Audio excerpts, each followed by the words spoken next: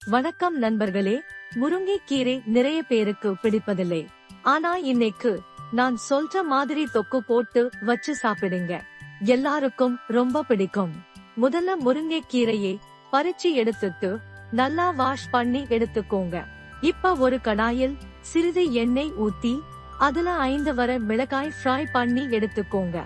இப்ப அதே எண்ணெயில் சிறிது வர கொத்தமல்லி, 1 ஸ்பூன் சீரகம், 1 ஸ்பூன் வெந்தயம், 1 ஸ்பூன் மிளகு, இது அனைத்தையும் போட்டு ஃப்ரை பண்ணுங்க. இது அனைத்தையும் பொன்னிறமாக வறுத்த பிறகு 1 ஸ்பூன் கடுகு போட்டுக்கோங்க.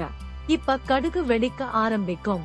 அப்போது இதை அப்படியே ஒரு தட்டுக்கு மாத்தி ஆற விடுங்க.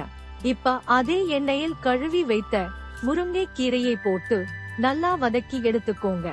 இப்போ வறுத்து வைத்த மிளகாய் மற்றும் மத்த பொருளை ஒரு மிக்சியில் போட்டு நல்லா பல்ஸ் விட்டு எடுத்துக்கோங்க. இதனுடன் வதக்கி வைத்த முருங்கை கீரையை போட்டு இது கூட கொஞ்சம் ஊற வச்ச புளி சேர்த்துக்கோங்க. நல்லா பேஸ்ட் பண்ணி எடுத்துக்கோங்க. தேவைப்பட்டா சிறிது தண்ணீர் ஊற்றி அரைச்சுக்கோங்க. இப்ப ஒரு கடாயில் சிறிது நல்லெண்ணெய் ஊத்திக்கோங்க. எண்ணெய் காய்ந்தவுடன் 1 ஸ்பூன் கடுகு உளுத்தம் பருப்பு போட்டுக்கோங்க. கடுகு பொரிந்தவுடன் சிறிது பெருங்காயம் போட்டுக்கோங்க. இப்போ அரைத்து வைத்த முருங்கை கீரை பேஸ்டை போட்டு நல்லா கிண்டுங்க. சிறிது மிக்சியில் தண்ணீர் விட்டு அதையும் ஊத்திக்கோங்க. இப்போ தேவையான உப்பு போட்டு நல்லா கிண்டி விடுங்க.